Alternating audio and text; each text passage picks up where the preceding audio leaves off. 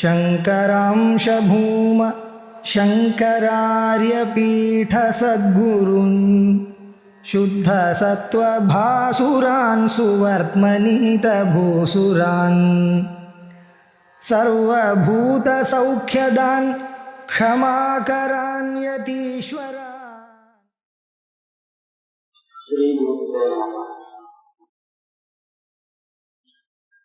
नियोगस्यापि कार्यत्वं प्रेषण अध्येषणादिभिः समं तद्वर्त्मनैव अस्य सम्बन्धग्रहणं यतः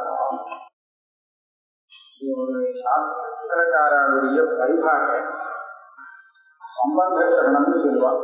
சம்பந்தத்தை புரிஞ்சுக்கிறதுன்னு அர்த்தம் தானே வரும் சப்தத்துல. எந்த ரெண்டுக்கும் உள்ள சம்பந்தத்தை புரிஞ்சுக்கிறது பதத்துக்கும் அதனுடைய அர்த்தத்துக்கும் பத பதார்த்த சம்பந்தம். ஒரு பதத்துக்கும் அதனுடைய அர்த்தம் சம்பந்தத்தை தெரிஞ்சுக்கிறது என்னன்னு சொன்னா இந்த பதத்துக்கு இந்த அர்த்தம் அப்படின்னு தெரிஞ்சுக்கிறதுக்கு தான் சம்பந்த கிரகணம். சம்பந்த கிரகணம் சொல்லிய பழக்கமாயிடுச்சு. இந்த சம்பந்த கிரகணம் வந்தால்தான் நமக்கு அந்த பதமானது அர்த்தபோதகமாக அமையும். இல்லைன்னா படத்துல அர்த்தம் தெரியல, அவனுக்கு படத்துல அர்த்தம் தெரியல அப்படின்னு சொல்லுவாங்க. இல்லையா? இப்ப நியோகம் அர்த்தம்னு சொல்றே, இந்த நியோகமானது இந்த பதத்துக்கு அர்த்தம் அப்படிங்கிறத எப்படி தெரிஞ்சுக்கிறோம்? எப்படி தெரிஞ்சுக்கிறோம்? நியோகம் அர்த்தம் சாதாரண பிரத்யம்னு சொல்லுவாங்க. அதாவது பிரகிருதி பிரத்யம்னு ஒரு சொற்கள்ல நம்ம விவாதம் பண்றோம். எந்த சொற்கமா இருந்தாலும் பிரகிருதி பிரத்யம், அந்த பிரகிருதிக்குள்ள வேணா மறுபடியும் பிரகிருதி பிரத்யம் விவாதம் பண்ணுவோம். ஒரு உதாரணம் கேட்டாங்க. ராமஹா ராமம் ரட்சதி. ராமன் ராமத்துக்கு கோயிலா, மூணு படங்கள் இருக்கு. இப்ப ராமகாங்கிறதுல நான் பிரகிருதி பிரத்ய விவாதம் பண்றதா இருந்தா ராமாங்கிறது பிரகிருதி, பிரதமைக்க வச்சனங்கிறது பிரத்யம். இந்த ராம சப்தத்துக்கு அதனாலதான் நம்ம ராமசப்தம் பிரதமாந்தம் அப்படின்னு சொல்லுவோம் இல்லையா? ராமசப்தம்னு சொல்றது பிரகிருதி. அதுக்கு மேல பிரதமா ஏகவச்சனம்னு சொன்னீங்கன்னா அதுக்கு ராம அப்படின்னு சொன்னீங்கன்னா ராமசப்தம் தான் பிரகிருதி. அது மேல பிரதமா திவஜம் அது கிராமம் அப்படின்னு எடுத்தாலும் இதுதான் கிராமசப்தம் பிரகிருதி. என்ன சொல்றாங்க? கிராம சப்தம் அகாராந்த கிராம சப்தம் இல்லையா? அதுக்கு மேல என்ன பிரச்சனைனா இந்தியா ஏகவச்சனம் கட்சதியில இடம்பெறும். இந்தியும் பிரகிருதி, இது தாதுன்னு சொல்லுவோம். தாதுதான் இந்த பிரகிருதி. அதுக்கு மேல லட்டு லகாரம் வர்த்தமானத்தை சொல்லக்கூடியது அப்படின்னு சொல்றோம் இல்லையா? இப்படி பார்த்தா நாம பிரயோகம் பண்ணக்கூடிய அத்தனை வாக்கியங்களிலும் உள்ள எல்லா பதத்தையுமே நாம ரெண்டா பிரிக்கிறோம். பிரகிருதி பிரத்யம் பிரகிருதி பிரத்யம் பிரிச்சுதான் சொல்றோம். அப்படி பிரிக்கும் போது நமக்கு பிரகிருதிக்கும் அர்த்தம் தெரியணும், பிரத்யத்துக்கும் அர்த்தம் தெரியணும். இந்த ரெண்டுல ஒண்ணு கொண்டு போச்சு தெரியல, அர்த்தம் தெரியலன்னு சொன்னா அந்த வாக்கியத்திலிருந்து போதம் ஏற்படாது. அப்ப எப்போ அர்த்தத்தை தெரிஞ்சுக்கிறது? அந்த பிரகிருதிக்கோ பிரத்யத்துக்கோ அர்த்தத்தை தெரிஞ்சுக்கிறது எப்படி அப்படின்னு கேட்டா அதுதான் பிரயோகத்தை வச்சு எப்படி ஜனங்கள் பிரயோகம் பண்றான். ராமாயணம் சொன்னோடனே அவன் என்ன பண்றான், இது கேட்டு என்ன புரிஞ்சுக்கிறான் அப்படின்ட்டு அடையாளத்தை வச்சு கண்டுபிடிச்சு பிரத்யங்கள் இருக்கு பாருங்க. இந்த பிரத்யத்தினுடைய அர்த்தத்தை அநேகமா ஏன் சொல்றேன்னா ஒரு சிலருடன் நம்ம வேற விதமாக கண்டுபிடிக்க வேண்டியதாக இருக்கும். வியாக்கரணங்களுக்கு தான் இது பிரதமா ஏகவச்சனம், இது திதியா ஏகவச்சனம். திதியா ஏகவச்சனம் திதினா இது அர்த்தம், பிரதமைனா இது அர்த்தம் அப்படின்னு சொல்லி கொடுக்குறது நமக்கு வியாக்கரணம். அப்ப பொதுவா பிரகிருதியை கொடுங்கோ, பிரகிருதிக்கு லோகத்துல அர்த்தம் தெரியும். ஆனா அதுக்கு மேல வரக்கூடிய பிரத்யங்கள் இருக்கு, இந்த பிரத்யங்களுடைய அர்த்தத்தை தெரிவிக்கிறது வியாக்கரணம்னு வச்சுக்கலாமா? இப்படி வச்சுட்டோமானால் நீ நியோகம் அப்படின்னு ஒரு அர்த்தம் சொல்றியே, இது எதுக்கு இந்த சொல்லக்கூடிய அர்த்தம்? லிங்க லகார் எஜேகா அப்படிங்கிற இடத்துல எது தாது, அதுக்கு மேல பிரத்யம் அப்படின்னு தெரிஞ்சான். தாது ஒரு அர்த்தத்தை விட்டுருவோம். அது வியாக்கரணம் சொல்லி கொடுப்பாங்க. அதுக்கு மேல லிங்குன்னு ஒரு எதையதான ஒரு லிங் பிரத்யேகம் இருக்கு. இதனுடைய அர்த்தத்தை வியாக்கரணம் தானே சொல்லி கொடுக்கணும். ஆனா அந்த மாதிரி வியாக்கரணத்துல ஒன்றும் சூத்திரமே இல்லை. நியோகம் நீலரசம்னு சொல்றதுக்கு ஒரு சூத்திரம் இல்லை, சூத்திரமே இல்லை. ஆனா நீ எப்படி அது அர்த்தமே சொல்லிட்டு வர அப்படின்னு கேட்டா நீ இப்படி சொல்லணும்னு சொல்லி கொடுக்குற. என்ன சொல்ற? சமம் இப்படி பாரு. இவன் காரியம் லிங்கர்த்தம் அப்படின்னு சொல்றதுக்கு ஒரு சூத்திரம் கிடையாது. ஆனா எப்படி சூத்திரம் இருக்கு தெரியுமோ? இப்படி இருக்கு. நிமந்திரண ஆமந்திரண அதீஷ்ட சம்பிரஷ்ட பிரார்த்தனைக்கு அப்படின்னு சொல்றோம். இத்தனை அர்த்தத்துல நீங்க வரும், லோட்டு வரும், அதெல்லாம் வரும். இந்த சூத்திரத்தை விதி ஒருத்தன் செய்ய ஒரு காரியத்தில் ஈடுபடாமல் இருக்கிறவன் அவனை அந்த காரியத்துல ஈடுபடும்படியாக செய்வது இது விதி. அப்பிரவருத்த பிரவர்த்தனம். அப்பிரவர்த்தனா நான் சொல்லலைன்னா அவன் இந்த காரியத்தை செய்ய மாட்டான். அவன் இருக்கும்போது நான் சொன்னேன், அவன் செஞ்சான். இது விதியை இதுதான். ஆனா நிர்பந்தம் விஷயத்துக்கு கிடைக்காது. பிரேரணா இனிமேல் அந்த பிரேரணையில பல வித்தியாசங்கள். நாம் பிரேரணை பண்ணக்கூடியது எப்படி இருக்கும்னு சொன்னா, சில இடத்துல பிரேஷணமா இருக்கும், சில இடத்துல அசேஷணமாக இருக்கும், சில இடத்துல அதீஷ்டம்னு இதான் சொல்றோம். நிமந்திரணமா இருக்கும், ஆமந்திரணமாக இருக்கும். இதெல்லாம் இந்த பிரேரணைங்கிறது பொது. அவன் நான் சொன்னதுனாலதான் பண்றான் அப்படின்னு, என்னுடைய நான் சொன்னதை கேட்டுதான் பண்றான் அப்படிங்கிற இடத்துல நான் தான் பிரேரகன். அப்ப நான் செய்யக்கூடிய வேலை என்ன? அவனை தூண்டி விடுவது. இதுதான் பிரேரணான்னு சொல்றோம். பிரேரணா ஒரே மாதிரியா இருக்கு. சில இடத்துல என்ன பண்ணுவேன் பாருங்க, பிரேஷனம்னு சொல்றப்ப என்னை விட அவன் சின்னவனா இருந்தான்னு வச்சுக்கோங்க, சின்ன பையனா இருக்கான், திசைனா இருக்கான், கூட அது கொண்டா அப்படின்னு சொல்லுவேன். சரின்னு உடனே போய் கொண்டு வந்துடுவோம். இப்ப இது என்ன சொல்றது? யாரு பிரேரணை பண்றானோ அவனை விட கீழே இருந்தான்னா, யாரு செய்ய போறானோ அவன், அப்ப அதுக்கு பிரேஷனம்.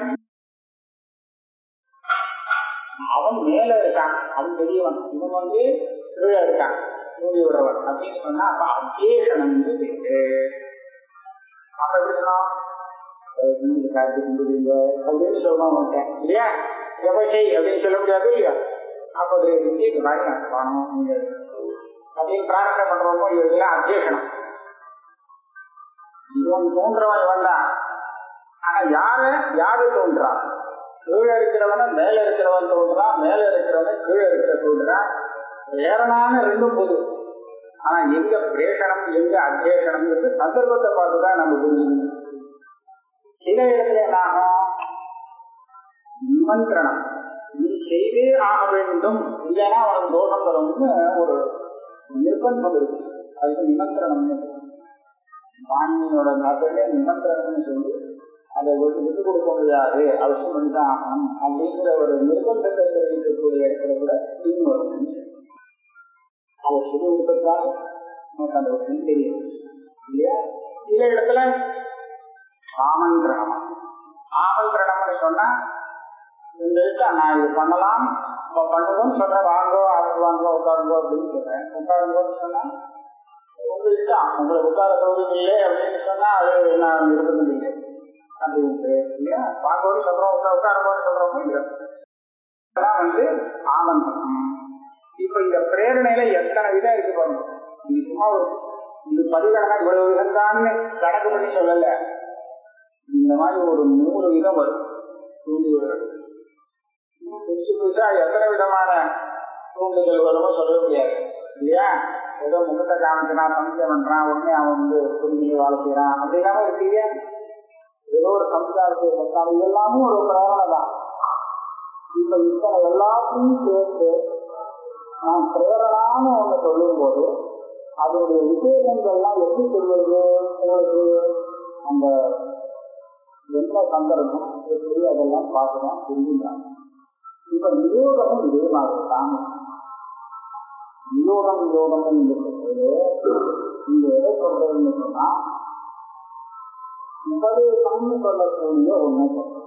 உபதேசம் அப்படிங்கிறது இந்த இவன் உயர்ந்தவனா தாழ்ந்தவனா அந்த விஷயம் இந்த இல்லை. இது பண்ணினால் உனக்கு நல்லது, இதுதான் உனக்கா இருந்தா உனக்கு நல்லது பண்றவனுக்கு நல்லது. இது தெரிவிக்கிறதுக்கு தெரிவிச்சு சொன்னா அது சொல்லலாம். இப்போ அதாவது நான் செய்ய வேண்டும், அவன் எதை சொன்னாலும் இதுல எதை சொன்னாலும் கேட்கிறவனுக்கு காரியதா புத்தி இருக்கும். நான் ரொம்ப பிரார்த்தனை பண்ணி செய்தி கொடுத்தாரு ஒருத்தரை வந்து பண்ணுதோ அப்படின்னு சொல்லியிருக்கேன். அப்ப அவர் என்ன பண்ண தெரியும் சொல்றாருன்னா நான் செய்ய வேண்டியது அப்படின்னு புத்தி வரும் இல்லையா? பிரார்த்தனை பண்ணினாலும் அவருக்கு வியோகம் மமா இடம் காரியம் இவருக்கு அவருக்கு பின்பற்ற வேண்டியது அப்படிங்கிற புத்தி வரும் இல்லையா? காரியதா புத்தி. அதே மாதிரி ஆர்டர் போட்டாலும் அவன் செய்யலாம் சரி செய்யலாம் போட்டுப்பாரு நாளைக்கு வர மாட்டார் அப்படின்னு சொல்லி அது செய்ய வேண்டியதுங்கிற புத்தி வரும். ஆக இந்த பிரேஷனம் அத்தேஷனம் பிரார்த்தனை எதவனா சொல்லுதோ அந்த எல்லா பிரேரணாக்களத்திலையும் காரியதா புத்தி. அதனால நீ என்ன பண்ணின இந்த நியோகம் அப்படின்னு ஒரு புத்தி வரதே கிடையாது. அந்த காரியத்திலேன விஷயம்னா இந்த பிரேரணைகள் எல்லாத்தையும் பல வகையாக பிரிச்சு பிரேஷனம் அப்படிலாம் பிரிச்சு அதுல ஒரு அம்சம் அப்படின்னு நீ கொண்டு வர வேண்டியிருக்குமே தவிர இந்த நியமத்து நேரடியாக நியோகான ஒரு அர்த்தம் இருக்குது கிடைக்காது. காரியத்துவ புத்தியை வச்சு அது மேல அந்த காரியத்தை புத்தி வரத்துக்கு காரணமா இருந்த இன்னிலேருந்து அவன் என்ன புரிஞ்சுட்டான் அதுக்கு என்ன பெயரை கொடுக்கலாம்னு பார்த்து நீ தீர்மானம் பண்ண வேண்டிய விஷயம். அதனால நியோகத்தியாபி காரியத்துவம் பிரேஷன அத்தேஷனாது. நீங்க சொல்றதே நியோகம் வந்து இப்படி அர்த்தம்னு அது எப்படி அர்த்தம் தெரியும் இதுலேருந்து காரியம் அது மாத்திரமே எந்த ஒரு நியோகம் நீ சொல்றியோ அது காரியம் ஆகிறதுக்கு இந்த பிரேஷனம் அத்தேஷனம் இதெல்லாம் அது எப்படின்னு கேட்டா இவன் நியோகம் எதை சொல்றான்னு கேட்டான். கேட்ட உடனே அவன் என்ன சொல்றான் நியோகம் சொல்றதுக்கு ஒரு உதாரணத்தை எடுத்து பார்த்ததுன்னா உங்களுக்கு நல்லா தெரியும். வருகிறாமோ இதேதா அப்படின்னு சொல்லி அழகாக சந்தியாவந்தனம் பண்ணணும் அப்படின்னு சொல்லி மகாராஷ்டிரா உபாசித்த இதை கேட்டான். கேட்ட உடனே அவனுக்கு என்ன தோணுது நம்ம அனுஷ்டானம் பண்ணணும் அப்படின்னு சொல்லி சந்தியாவந்தன அனுஷ்டானம் பண்ணான். இந்த அனுஷ்டானம் பண்ணினதுனால அவனுக்கு என்ன வந்தது என்ன கிடைச்சது ஒரு புண்ணியம் வந்ததுன்னு சொல்லணும் இல்லையா? இந்த அனுஷ்டானம் பண்ணினதுனால எந்த ஒரு புண்ணியம் வந்ததோ இந்த புண்ணியம்தான் நியோகம். அவன் நியோகம்னா என்னன்னு எதை அவன் நியோகம்னு சொல்றான்னு நமக்கு யோகம் காதல் விழுது. ஆனால் இந்த காரியத்தை அனுஷ்டானம் பண்ணா இதனாலே கண்ணுக்கு இல்லாமல் ஏற்படக்கூடிய ஒரு புண்ணியம் இருக்கு, அதிர்ஷ்டம் அபூர்வம். இதைத்தான் இவன் வந்து நியோகம்னு சொல்றான். அப்போ நியோகத்துக்கு வச்சா விரதம் கெட்டு போகிறது. ஆனால் இந்த அபூர்வம் தான் அந்த பிரச்சனைக்கு அர்த்தம். அர்த்தம் இவருக்கு சொல்றாரப்பா இந்த அபூர்வம் முன்னாடி தெரியாது, வந்ததும் தெரியாது போனதும் தெரியாது. அந்த வாக்கியத்துல இருந்து சந்தியாவந்தனம் பண்ணணும் அப்படிங்கிற அர்த்தம் தெரிகிறது, புரியுறது வாக்கியத்துல இருந்து தெரியுறது. என்ன சொல்றாருன்னா நம்ம ஒன்னாக்குறார் பண்ணணுமா பண்ணணும்னு தான் அவர் சொன்னது அப்படின்னு தானே தெரியுது. அப்போ சந்தியாவந்தனம் காரியம்னு காரியத்துவங்கிறது தெரியுது. சரி இதை பண்ணினா என்னன்னு கேட்டா அதுல இருந்து புரியும் போறது அப்படின்னு சொல்ல முடியாது. அப்ப நான் எதை செய்யணும் அப்படின்னு கேட்டா எப்படி சந்தியாவந்தனத்தை செய்ய வேண்டியதோ அதே மாதிரி அதிலிருந்து வரக்கூடிய புண்ணியமும் அவற்றையும் நான் சம்பாதிக்க வேண்டியது அப்படின்னு காரணம். சந்தியாவந்தனமும் காரியம் அதிலிருந்து வரக்கூடிய அதிர்ஷ்டமும் அப்படின்னு தெரியுது. இவ்வளவு தூரம் தொட்டு தொட்டு அதை எடுத்துட்டு போனோம். நேரடியா அந்த அபூர்வம் காரியம்னு அபூர்வம்னு அந்த பதார்த்தத்துக்கு பதத்துக்கு அர்த்தம் தெரிஞ்சுக்கிறதுக்கு நம்ம கிட்ட வழியே இல்லை. பிரேஷன அத்தேஷனாதிகள் அந்த இன்னும் பார்த்தா மூஞ்சியை பார்த்தா தெரியுமா? ஒரு இன்னும் வசனம் இருக்கு எழுதி காமிக்கிறேன். இது வந்து பிரயோஜனமா உத்தேசனமான்னு கேட்டா எவ்வளவு பெரிய வித்வானா இருந்தாலும் சொல்ல முடியாது இல்லையா? ஏன்னா யாரு சொல்றா, யாரை பார்த்து சொல்றா, இவன் பெரியவனா அவன் பெரியவனா இத்தியாதி விஷயங்கள் தெரியாமல் இவன் பிரார்த்தனை பண்றானா இது பண்றானா தெரியாது. இந்த லிங்க மாத்திரம் பார்த்து அப்படி இருக்க இந்த காரியத்துக்கு அபூர்வம் தெரியாது. அதனால தேசனா அத்தியேஷனாதிக்கு சமம் காரியத்துவம், இந்த காரியத்துவம் செஞ்சுண்டு தத் வர்த்தவனா ஏவ, வர்த்தவனா மார்க்கம், அந்த காரியத்துவத்தை புரிஞ்சுட்டு அது மூலமாக சம்பந்த கிரகணம் அந்த நியோகம் பரியந்த கொண்டு போய் அப்புறம் அதுதான் இந்த எதிர்காலம் சொல்லணும். இப்படி இருக்கும்போது பார்த்தா பராயத்த ஆத்மலாபத்துவம் நியோகத்யேக காரியதா காரியைஹி மாந்தரகம்யதா ந கதஞ்சித் விசிஷ்யதே. பர ஆயத்த ஆத்மலாபத்துவம் நியோகத்ய, இந்த நியோகம் இருக்கே இதனுடைய ஸ்வரூபம் சித்தம் ஆகணும்னு சொன்னா அது இன்னும் ஒன்றை நம்பி இருக்கு. பர ஆயத்தம் அதுக்கு அதீனம், இன்னொன்றுக்கு அதீனமா இருக்கு. தானாக இந்த அபூர்வம் சித்திக்காது. அப்ப என்ன சித்திக்கணும், எப்ப சித்திக்கும்? இவன் சந்தியாவந்தன அனுஷ்டானம் பண்ணிதான் சித்திக்கும். சந்தியாவந்தனத்தை தானா கொள்ளணும் எப்படி தெரியும்? சந்தியாவந்தனம் ஆனோங்கிறது அதனால அதுக்கு விதிதான் வேணும். அப்ப இந்த விதியிலேருந்து தெரிஞ்சு சந்தியாவந்தனம் காரியந்து புரிஞ்சு பண்ணினானால் அப்ப இதை சித்தி. விதி இப்படிதான் சொல்றது, புரிஞ்சுட்ட மாத்திரத்துல கூட சித்தி கூடாது. வியோகம் புரிஞ்சுட்டு அனுஷ்டிச்சாத்தான். ஆனால் சந்தியாவந்தனம் காரியம்ங்கிறது அந்த சப்தத்திலேருந்தே எனக்கு தெரியும். நான் செய்யறேனோ செய்யலையோ, ஆனா அது செய்ய வேண்டியதுங்கிற அம்சம் அந்த பதத்திலேருந்தே எனக்கு தெரியுது. அப்ப எதுடைய காரியத்துவம் எனக்கு நேரடியா சப்தத்திலிருந்து தெரியுது?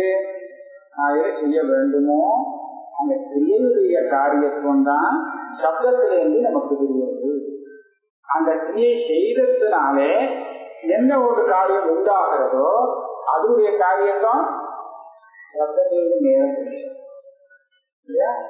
அதனாலே நீ சொல்றது எங்கோ தூரத்தை கொடுத்து சப்தத்துவம் நியோகத்தை கல்பனை பண்றது. பராயத்த ஆத்மலாபத்துவம் நியோகத்திய காரியதா, இதுதான் காரியத்துவம் அந்த சொல்லணும். ஏன்னா இவன் அனுஷ்டானம் பண்ணினாத்தான் அந்த நியோகங்கிறது ஒன்று வரும். இதுதான் பர ஆயத்த, ஆயத்தனா அதீனம். இன்னொன்று அனுஷ்டானம் பண்ணினா அதுக்கு அதீனமாத்தான் அவனுடைய நியோகமே தெரியும். காரியைஹி மாந்தர கம்யைஹி சா ந கதஞ்சித் விசிஷ்யதே. விசித்தம்னா இந்த பிரேஷனா அத்தியேஷனா இதெல்லாம் சொன்னது பார்த்தீங்கன்னா நீங்க மாத்திரம் பார்த்தா சட்டம் ஒன்று சொல்ல முடியாது. பூர்வத்துல வந்திருக்கோம், அந்த சந்தர்ப்பத்தை வச்சுதான் கண்டுபிடிக்கணும் அப்படின்னு சொன்னோம் இல்லையா? அதே மாதிரிதான் இதுவாச்சு. நிறைய தெரியலையே உங்களோட காரியம், உங்களோட நியோகம் நேரடியா இல்லைன்னு தெரியல. இது பிரார்த்தனைகளை இந்த பிரயோகம் பண்ணியிருக்கானா இல்ல விதியா பண்ணியிருக்கானா, எந்த அர்த்தத்துல இவன் லட்சான்னு சொல்லியிருக்கான் அப்படின்னு கேட்டால் இதெல்லாம் பார்த்தா தெரியாது. அதே மாதிரி உங்களுடைய அபூர்வ காரியம் கூட தெரியாது. அதுக்கு சமானமா நககம் விசிஷ்யதே. எத்து அசாதாரணம் தத்ய காரியத்துவம் இது மன்யதே லௌகிகேஷ்வபி காரியேஷு தன் நைவ வினிவாரியதே. காரியம்னு வரணும் அது சொல்லாதே. காரியங்களை கண்டுபிடிங்களா அற்புதப்பாரு. நான் என்ன நினைக்கிறேன், காரியம்னா வேற செய்ய வேண்டியதோ அது அப்படின்னு அதுக்கு அப்படியே டிரான்ஸ்லேஷன் பண்ணி அந்த அர்த்தம் இல்லை. நான் இந்த காரியத்தை பாரிபாஷிகமா இருக்கேன். அதாவது எதை உத்தேசித்து ஒருத்தனுக்கு பிரயத்தனம் ஏற்படுறதோ அது காரியம். உத்தேசியத்துவம் இதுக்கு அவ ஒரு காரியத்தை சொல்லுவான். கிருதிகாட்சம் பிரதானங்கியது தத் காரியம் அப்படிங்கிறது. கிருதிகாட்சம் பிரதானம், கிருதினா நம்மளுடைய பிரயத்தனம். இந்த பிரயத்தனத்தினாலே உண்டாக்கப்படுகிறது, அதே சமயத்தில் பிரதானமாகிறது. அதுதான் எனக்கு காரணம். கிருதியால உண்டாகிறது அப்படின்னு சொன்னா நம்ம செயல் இருக்கு எல்லாமே கிருதியால உண்டாகிறது தான். கிருதிங்கிறது நம்மளுடைய பிரயத்தனம். என் கை இப்படி ஆடுறது அப்படின்னு சொன்னா என்னுடைய பிரயத்தனால கை ஆடுறது தானே. வாயு பேசுறது அப்படின்னு சொன்னா என்னுடைய பிரயத்தனத்தினால இருக்கு. அப்ப ஆத்மாவுடைய இந்த தியானம், இச்சா, பிரயத்தனம், இந்த மூணை கொண்டு ஆத்மாவோடு சம்பந்தப்பட்ட இந்த உடல்ல இருக்கக்கூடிய ஒவ்வொரு கரணங்களும் தன் தன் வேலையை செய்கிறது. அப்ப என்னாச்சு, பிரயத்தனம்னு சொல்றது ஆத்மாவுடைய குணம். அந்த பிரயத்தனத்தினாலே எது சாதிக்கப்படுகிறதோ அது கிருதி சாத்தியம் சாத்தியம். அவ்வளவு மாற்றம் வச்சிருந்தால் நடக்கிறது, உட்காடுறது, பேசுறது, வைக்கிறது எல்லாமே கிருதி சாத்தியம் தான். ஆனால் இதெல்லாத்தையும் அவன் காரியம்னு சொல்லலை. புத்தியால செய்யப்படுவதாக இருக்கிறது எல்லாமே எனக்கு காரியம் இல்லை. அப்படி இருக்கக்கூடியதுக்குள்ள ஒரு பிரதானமா இருக்குமே அதுதான் காரியம். புதிசாத்தியம் பிரதானம் எது காரியம் அப்படிங்கிறது எல்லாத்தையும் காரியம் சொல்லுங்க அப்படின்னு ஒரு பரிபாஷை பண்ணிடலாம். எது பிரதானம் எப்படி கண்டுபிடிக்கிறது? இது எல்லாமே இவருடைய பிரயத்தனத்தால் ஏற்பட்டதுதான். அதுல எது பிரதானம் அப்படின்னு எப்படி கண்டுபிடிக்கிறது?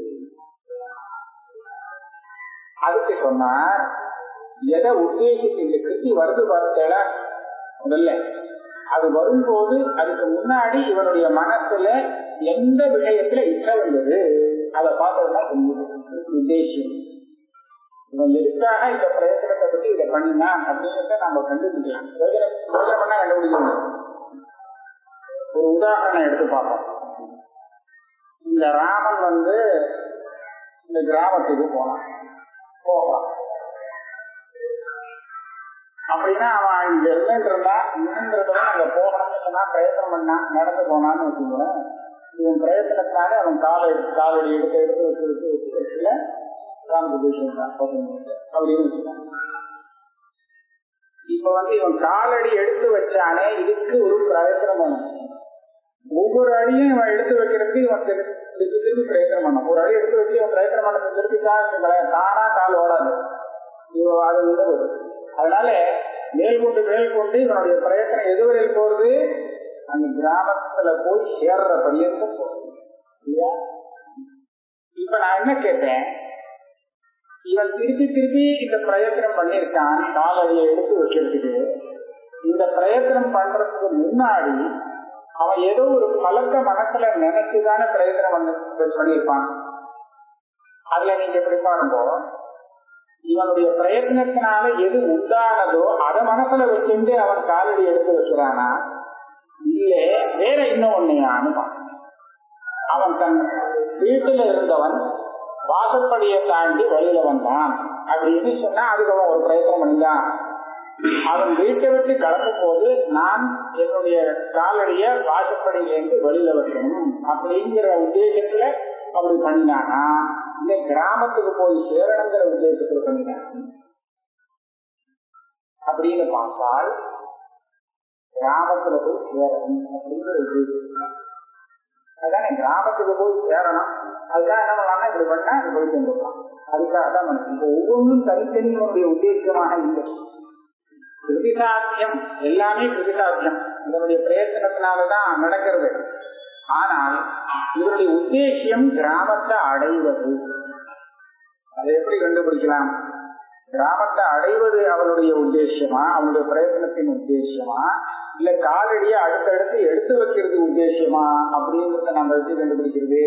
அது ஒரு பரீட்சை கொண்டு வரலாம். யாராவது நீங்க நடக்கவே வேண்டாம் வண்டியில வந்துருந்தோம் அப்படின்னு சொன்னா தாராளமா வந்து விடுறேன்னு சொன்னா அப்ப அவனுக்கு கிராமத்தை அடையிறதுதான் உத்தேசம், காலடி எடுத்து வைக்கிற உத்தேசம் இல்லை. காலடி எடுத்து வைக்கிறது உத்தேசமா இருந்தால் வண்டியில வர முடியாது, எனக்கு இதுதான் உத்தேசம்னு சொல்லுவோம் இல்லையா, வாக்கிங் போகணும் அப்படின்னு. ஆக இந்த மாதிரி நம்ம கண்டுபிடிக்கணும். அப்ப ஒரு பிரயத்தனம் ஆரம்பிக்கிறதுக்கு முன்னாடி எதை அவன் உத்தேசமாக மனசுல வச்சிருக்கானோ, பிரயத்தனம் பண்ணினத்தினாலே எது சித்தமாகிறதோ அப்படி உள்ள வஸ்துவை நான் காரியம் சொல்லுகிறேன்.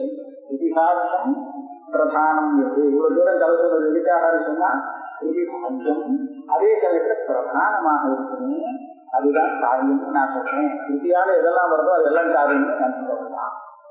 அப்படியானா அவருடைய மதம் என்னன்னு கேட்டா சந்தாபந்தன மதம் பண்ணணுமானால் எதுக்காக பண்றான்னா சந்தாபந்தத்தினால ஒரு அதிர்ஷ்டம் வருது, அந்த அதிர்ஷ்டம் தனக்கு வர வேண்டும், தனக்கு வந்து சேரணும் அப்படின்னு ஆசைப்படுறாங்க.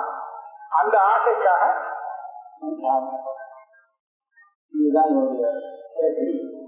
அப்ப அந்த விதத்துல பாக்குறச்ச அசாதாரணம் தத்துவ காரியத்துவம். எதெல்லாம் பண்ணினானோ எல்லாத்தையும் அவன் வந்து தனக்கு வாழணும் உத்தேசிக்கல, ஏதோ ஒன்னதானே உத்தேசித்தான், அதுதான் காரியத்துவம். அது அதுக்கு மாத்திரம் தான் அவனுடைய தவிர எதெல்லாம் சாத்தியமாச்சோ எல்லாத்துக்கும் கிடையாது. அதனால அதை தெரிவிக்கிறதுக்காக அதைத்தான் நான் நியோகம்னு சொல்றேன் அப்படின்னு சொன்னால் சொல்றார். இது வேதத்துல மாத்திரமா, லோகத்திலும் இப்படிதானே. நான் சொன்னது லோக உதாரணம் தானே. வேதத்துல மாத்திரம் அசாதாரணமா உன்னை மனசுல வச்சுட்டு அவனுடைய கிருதி பிரயத்தனம் தொடங்குகிறது அப்படிங்கிறது இல்லை. லோகத்திலையும் அதே கதைதான். இவன் ஒரு காரியத்துல ஈடுபடணும்னா அதனுடைய பலம், அதுலேருந்து வரக்கூடிய ஒரு முக்கியமான பலத்தை மனசுல வச்சுட்டு தான் தன்னுடைய பிரயத்தனத்தை ஆரம்பிக்கலாம். இது ஒரு சந்தேகமே சரி ஆரம்பிக்கிட்டவே. அதனால என்னன்னு கேட்டா நீ என்ன சொல்ற, வேதத்துல உள்ள லிங்குக்கு தான் காரியவாக்கம், இந்த அர்த்தம் லோகத்துல கிடையாது, அதனாலதான் விசேஷம் அப்படின்னு சொல்லிட்டு வர அந்த விசேஷம் போயிடுச்சு. லௌகிகேஷு காரியேஷு தத் நைவ வினிவாரியதே. இது இல்லைன்னு சொல்ல முடியாது, இதை வாரணம் பண்ண முடியாது.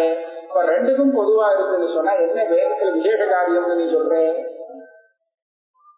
சொன்னா நான் வேற கருதி பாக்கிறேன். அத அசாதாரண ஞான பரிச்சேத்யத்துவம் திஷ்யதே சத்திய சர்வ பதார்த்தானாம் ந தண்டைர் வினிவாரியதே. காரியம்ங்கிறது இது என்னுடைய காரியம்னு அவனுக்கு என் புத்திக்கு விஷயமாவது, அதுதான் காரியம்.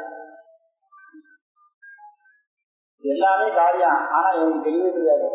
இவன் நினைச்சே பார்க்கல, ஒவ்வொரு காலடியும் எடுத்து வைக்கணும் அப்படிங்கிற மனசுல எண்ணமே வரல.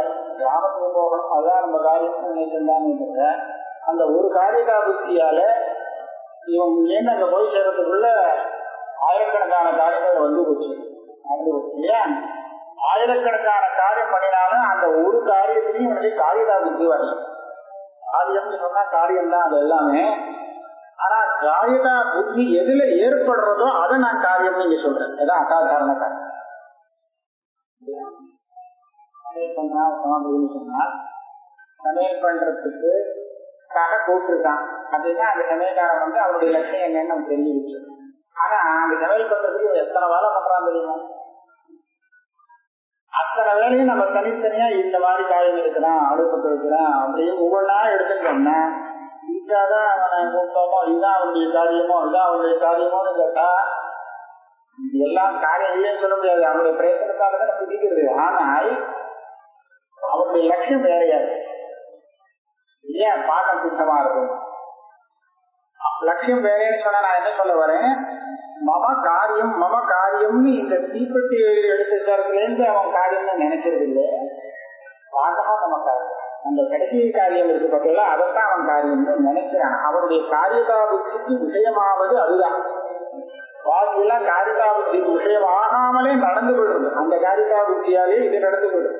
இது நடத்தினாதான் அது பண்ண முடியும். ஆகையாலே நான் இப்ப என்ன சொல்ல போறேன், காரியதா புத்திக்கு எது விஷயமாகுமோ அதுதான் காரியம். அப்பேற்பட்டது எதுன்னு கேட்டா நியோகம்.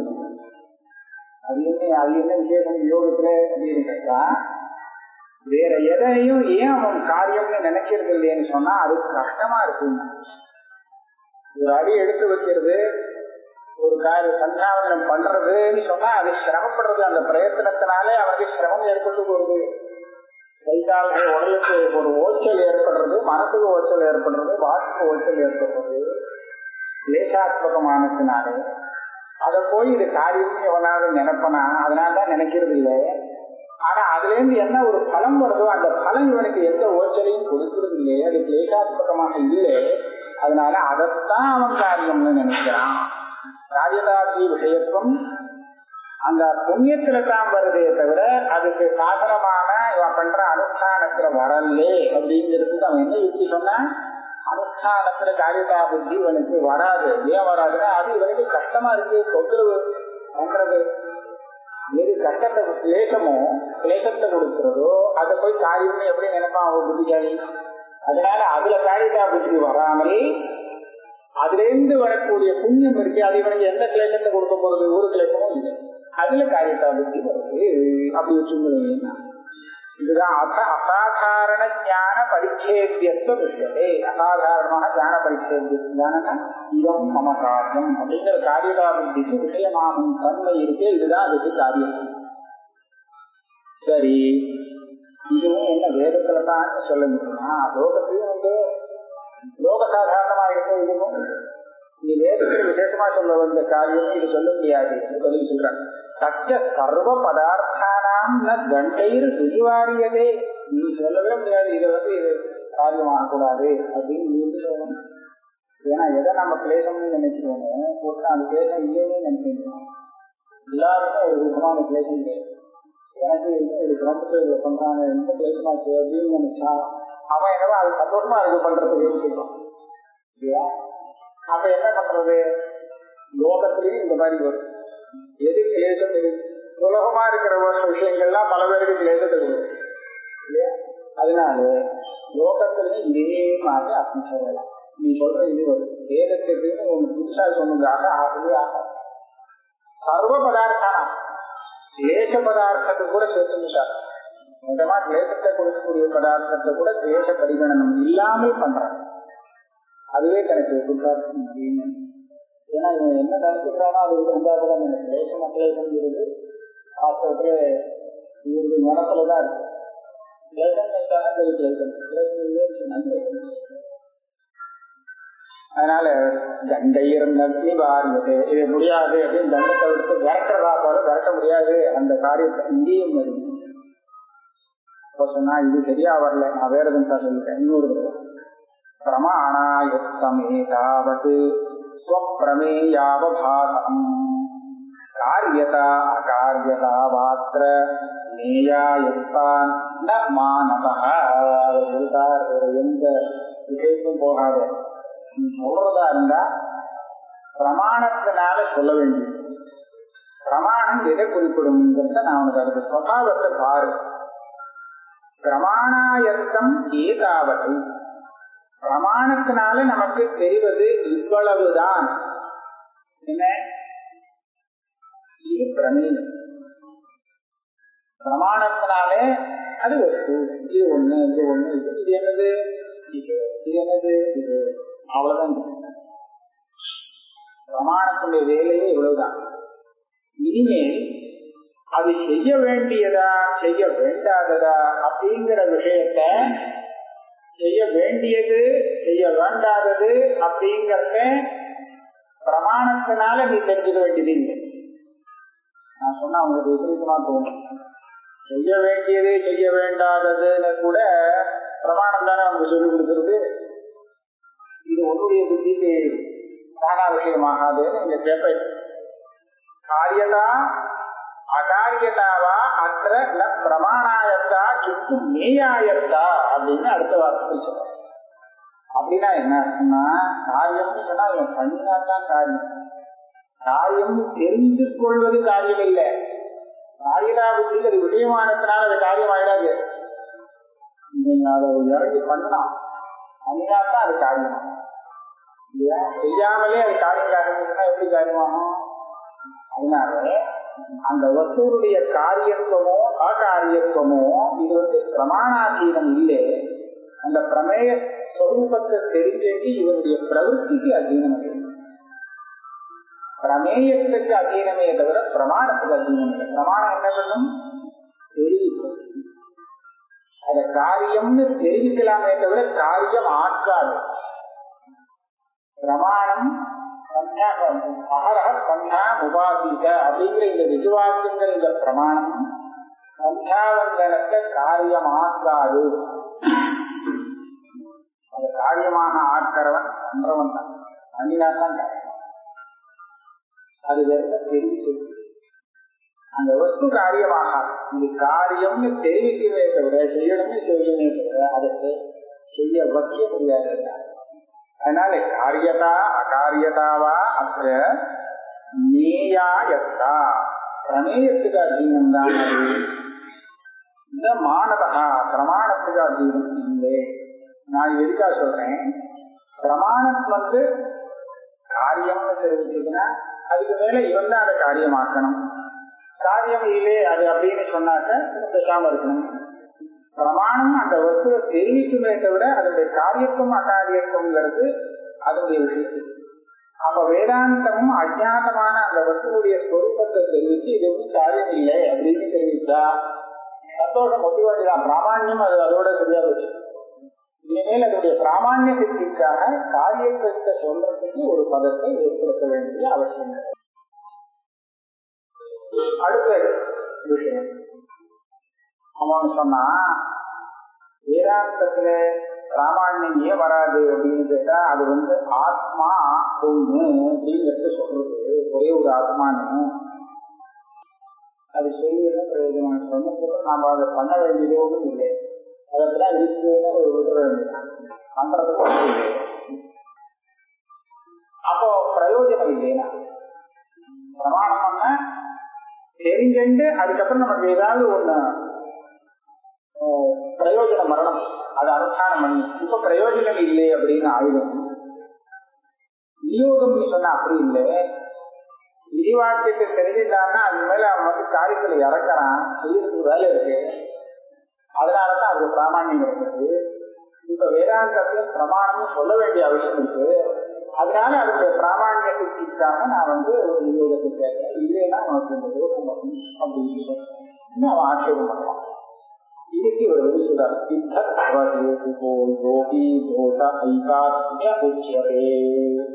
ஐகாத்மே ஒரே ஆத்மா அப்படின்னு வேதாந்தம் போய்க்கிறதுன்னு சொல்ற இடத்துல நீ ஒரு தோஷம் சொல்றியே, அதேப்பா இது சித்தம் தானே, இதுக்கப்புறம் நான் தேவனுக்கு என்ன இருக்கு செய்யுங்க அப்படின்னு சொல்றியே. நியோகத்யாபி சம்சித்தோ சதோஷோ நாபனுஜ்யதே. இந்த தோஷம் உனக்கும் இருக்கு. இந்த நியோகம் சித்தமாயிருக்குன்னு சொன்னா வேதத்துக்கு பிராமான்யம் போயிடும். ஏன்னா சித்தமாயிருக்குன்னா அதுக்கப்புறம் சித்தமாயிடுச்சு. வேதத்தை சொல்லிக் கொடுத்த நியோகத்தை நீ சாதிக்கூடிய சித்தமா சாதிக்காதுன்னா சித்தமாயிட முடியும். சித்தமாயிடுச்சுன்னா அப்பிராமான்யம் தானே அது சொல்லிக் கொடுத்த வேதத்துக்கு. சித்தமான விஷயத்தை சொல்லிக் கொடுத்தால் பிராமான்யத்தில் குடும்பம்னு நினைக்கிறேன். சித்தமான ஆத்மைக்கும் அது சொல்லிக் கொடுத்ததுன்னா வேதாந்தத்துக்கு பிராமான்யத்துக்கு குடும்பம் ஏற்படும் சொல்லியா. நியோகம் சித்தமாயிடும். ஏன்னா நியோகத்துல கேட்டு நீ அனுஷ்டானம் பண்ணிட்டேன்னா அவன் சித்தம் ஆயிடுமோ இல்லையோ. எப்ப பார்த்தாலும் சாத்தியமாவே இருக்குமா என்ன பண்ணினா சித்தமாயிடும். அது சித்தம் ஆயிடுச்சுன்னு சொன்னா அதுதானே வேதம் பொறுத்தது. பிராமான்யத்தை நாளை விடாதோ. அதனாலே விஷயம் சித்தமா இருக்கேங்கிறதுக்காக பிரமாணத்துல பிராமான்ய அங்கம் ஏற்படும் நீ நினைக்கிறார்கள். விஷயம் சித்தமாக இருப்பது சித்தமாயிடுறது இருக்கு. அது பிரமாணத்துக்கு பிராமான்ய சங்கத்துக்கு ஏதுவாகாது. நியோகத்தியாகி சம்சித்தோ சதோஷம். அதாவது சித்தம் அப்படிங்கிற தோஷம் அபனுஜதே. தோஷம் அபனோதம் சித்தம் ஆயிடுச்சுன்னா மதியாச்சுன்னா அந்த காரியத்துக்கு அந்த புண்ணியம் வந்தாச்சு. புண்ணியம் தான் நியோகம். இந்த நியோகம் சித்தமாயிடுச்சு. சித்தமாயிடுச்சுன்னா இதைத்தானே அந்த வேலை சொல்லி யுத்தத்தை சொல்லிக் கொடுக்குறதே. யுத்தத்தை சொல்லிக் கொடுத்தா அது தப்பாயிடுமே அப்படி. அப்ப சொன்னா யாக ஆதி விஷயா முச்சா நஜாதௌ நப்ரதிஷ்யதி ததகம் வித்தோ விஃலத்வம் பிரபல்யதே. அந்த யாகாதி விஷயகமான ஒரு நியோகம் எதேகாங்கிற வாக்கியத்தில் சொல்லப்படுறதுன்னு சொல்றியே. அந்த யாகாதி விஷயங்கள் சித்திக்கலே அப்படின்னு சொன்னால் உன்னுடைய நியோகம் சுத்தமா சித்திக்காது. யாகம் பண்ணினாத்தான் அது சித்திக்குமே தவிர பண்ணாட்டா அதுல இருந்து வரக்கூடிய அபூர்வம் சித்திக்காது. அப்ப நான் முதல்ல எதை நம்ம காரியமா நினைக்கணும், யாகத்தை. ஆக யாகாதி விஷய அபித்யா அகவு ந பிரதிஷ்யதி. அகவு நியோகம் அந்த நியோகம் அபூர்வம் புத்திக்காது அப்படின்னு நீ சொல்ற. இத சொல்ற சொல்லணும். இந்த யாகமும் அதே சமானமா தான். நீ அனுஷ்டானம் பண்ணலேன்னு சொன்னா யாகமும் புத்திக்காது. யாகத்தை அனுஷ்டானம் பண்ணாதான் காரியம் புத்திக்கும். யாகம் மாத்திரம் தானே புத்திக்குமா? யாகத்தை அனுஷ்டானம் பண்ணினா அதே காரியம் புத்திக்கும். யாகம் எப்படி புத்திக்கும்? இது பிரயோஜனம் தான் புத்திக்கும். பிரயோஜனம் அதுவே புத்திக்காது. அப்ப இதை சொல்றதுனால யாகத்தை சொன்னாலே போதுமே, காரியத்தை சொல்லணும்னா சொல்ல இதே காரியத்தை சொல்லிக்கிறாங்க இல்லையா? இன்னொரு நீங்க பார்த்தீங்கன்னா யாகம்ங்கிறது தெரியாதான் இவன் அனுஷ்டிக்க முடியும். தெரியாததை எப்படி அனுஷ்டிக்க முடியும்? தெரியாத விஷயத்தை அனுஷ்டிக்க முடியாது. தெரிஞ்ச விஷயத்தை அனுஷ்டிக்க முடியும். அந்த விஷயம் தெரியணும்னு சொன்னா பிரமாணத்தினால தான் தெரிஞ்சாலும். எந்த விஷயம் காரியம் இல்லையோ அதை பிரமாணம் தெரிவிக்காது. எது காரியமோ அதைத்தான் பிரமாணம் தெரிவிக்கும் சொல்ற. எது காரியமோ அதைதான் பிரமாணம் தெரிவிக்கும் சொன்னா இப்ப யாகம் காரியம்னு தான் எடுத்துக்கணும். அப்பதானே அதை தெரிவிக்கும். அதை காரியம்ங்கிறது அந்த சமயத்துல இல்லாதது எப்படி இருக்கு விஷயமாச்சு இதுவரை உண்டாகலை. இவன் பண்ணினதுக்கு அப்புறம் தான் அந்த யாருமே புத்திக்கும். அப்படி இருக்கும்போது அதை எப்படி தெரிஞ்சுக்கிறது? இது பெரிய கஷ்டமா இருக்கு. இந்த கருத்தத்துல ஒண்ணு சொல்லுவா, நாங்க இன்னைக்கு சாப்பிட்டுருக்கோமா, இன்னைக்கு சாப்பிட்டுருக்கோம், அதுக்கு முன்னாடி சாப்பிட்டுருக்கோம் இல்லையா? இந்த போஜனங்கள்லாம் ஏற்கனவே போஜனம் பண்ணியிருக்கோம். அதை வச்சுதான் போஜனத்தை பிரவೃತ್ತಿ ஏற்படும் சொல்லுவோம். ஆனா நீங்க ஒண்ணு பார்க்கலாம், நாம எந்த போஜனத்தை பண்ணி கொடுத்துட்டோமோ அந்த போஜனத்தை மறுபடியும் பிரவೃತ್ತಿ வராது. அது போல வேற ஒரு போஜனத்தில் தான் பிரவೃತ್ತಿ வரும். எது நமக்கு இதுவரையில் வரலையோ தெரியாதோ, தெரியும்னா நம்ம போஜனம் பண்ணி அனுபவிச்ச போஜனம் தெரிஞ்ச போஜனம், இனிமேல் நாளைக்கு செய்ய போற போஜனம் தெரியாத போஜனம்னு வச்சுக்கலாம். இது அனுபவிக்கலையோ வரலையே அந்த போஜனம், நாளை வரலாற்ற வரும். அப்படி இருக்கும்போது அந்த போஜனமானது தெரியாத போஜனம் வச்சுக்கலாம். அதுதான் நமக்கு காரியம். எது தெரிந்ததோ அது மறுபடியும் காரியமாக இன்னொரு பண்ணா அதை பண்ண முடியாது. இன்னொன்று வேற இன்னொன்று தான் பண்ண முடியும். இன்னொரு இப்படி இருக்கும் போது நாளைக்கு வரக்கூடிய போஜனத்தை இன்னைக்கு நாம எப்படி தெரிஞ்சுக்கிறோம்? எப்படி தெரியும்? நாளைக்கு பண்றோமா பண்ணி பிரமாணத்தால சொல்லிட முடியுமா நாளைக்கு பண்ண போறோம் அப்படிங்கிறது? விஷயத்துக்காதானே தெரியாது. ஆனால் ஒரு பரோட்சமான ஒரு ஆசை நாளைக்கு சொல்லுவான். அதே மாதிரி ஒரு அனுமானம் தான் சித்தமாக. யாகாதி விஷயங்களும் சித்தமாகல, நாளைக்கு போஜனம் உண்டுங்கிறது சித்தமாகல. ஆனா இது ரெண்டும் நமக்கு தியானத்தின் விஷயமாக இல்லையா? அப்ப அந்த தியானம் எப்படி ஏற்படுறது? பிரமாணத்தினாலே ஏற்படுது.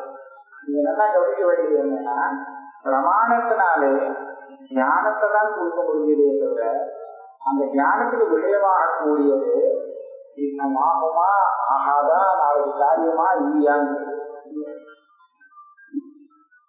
அது தெரிஞ்சுக்கிறதுக்கு அப்புறம் இவனுக்கு காரியம்ங்கிறது பூர்த்தி அது மேல பண்ணணும்னு எண்ணம் எல்லாம் வந்ததுன்னா பண்ணுவான். இதுவே அப்ப காரியத்துவம் வசூலின் காரியத்துவமோ அகாரியத்துவமோ இது பிரமாணத்தை அனுசரித்து இருக்குன்னு சொல்ல முடியல. பிரமாணம் அதை பற்றி தெரிவிக்கும், பரோட்சமாக தெரிவிக்கும். அது மேல அதனுடைய காரியத்துவமோ அகாரியத்துவமோ எல்லாம் இவருடைய இச்சையை பொறுத்துதான். இச்சையோ மற்ற சாமகிரி மற்ற காரணங்களை பொறுத்துதான் இருக்கு. அதனால எப்படி அபூர்வமானது இது இல்லை இவனுடைய பிரயத்தனம் இல்லாமல் சிந்திக்காதோ, அதே மாதிரி அந்த அபூர்வத்தை உண்டாக்கக்கூடிய யாகாதி விஷயங்கள் இருக்கு, அது கூட இவனுடைய பிரயத்தனம் இல்லாமல் சிந்திக்காமல் போட்டிருந்தார். அப்ப காரியத்துக்கு சொல்லக்கூடிய அந்த லட்சணம் யாகாதிகளுக்கும் பொதுவானதாகத்தான் இருக்கும். ஆகையால இதை நீங்க இந்த தவிர்க்க அதுதான் காரியம், இந்த காரியத்தை திருப்பி சொல்றோம். வழி யாகாது விஷய அபித்தா நகாகவும் நப்பிரதிஷ்டதி. விதி அதை சொல்லும் போது அது தெரியாம போக முடியாது, விதியால் அது தெரிகிறது. அசம்சித்தம் நிஷ்பலத்துவம் பிரகஜதே. விதிவாக்கியத்துக்கு இதுக்கு நிஷ்பலத்துவம் வந்து சொல்ற விதத்துல பார்க்கலாம். ஆகையால பிரமாணத்தினுடைய வேலை என்னங்கிறத மாத்திரம் நீ புரிஞ்சுட்டு தெரியாதது கைவி கொடுத்துங்கிறதுனாலேயே அதனுடைய நிஷ்பலத்துவத்தை சாமல்யத்தை ஒப்புதாகும். ஐகாரியத்தை சித்தமானவர்கள் எது கொண்டிருக்கோ அதனால நிஷ்பலமாக கொண்டு நீ நினைக்கிறாங்க. ஏன்னா யோகத்தை சொல்லிக் கொடுக்கக்கூடிய வாக்கியம் கூட இந்த அம்சத்தை தெரியாததை சொல்லிக் கொடுத்து அதோட நின்று கொள்வது, அதுக்கு மேல அதனுடைய காரியத்துவம் போக்குவரத்துலாம் உன்னுடைய பிரயத்தனத்தை இருக்கிற அந்த பிரமாணம் அதுல ஒன்றும் பண்றது இல்லை. அதனால பிரமாணத்துடைய வேலை அதை தெரிவிக்கிறதுங்கிற அம்சத்தோட முடிந்து போனதுனால அது யோகபரமான வாக்கியமாவது இருக்கட்டும், சித்தபரமான வாக்கியமாவது இருக்கட்டும், இந்த வேலை ரெண்டுக்கும் பொதுவாக இருக்கு. சித்தபரமா இருக்கிறதுனால இதனுடைய பிராமணியத்தை நினைக்கலாம்.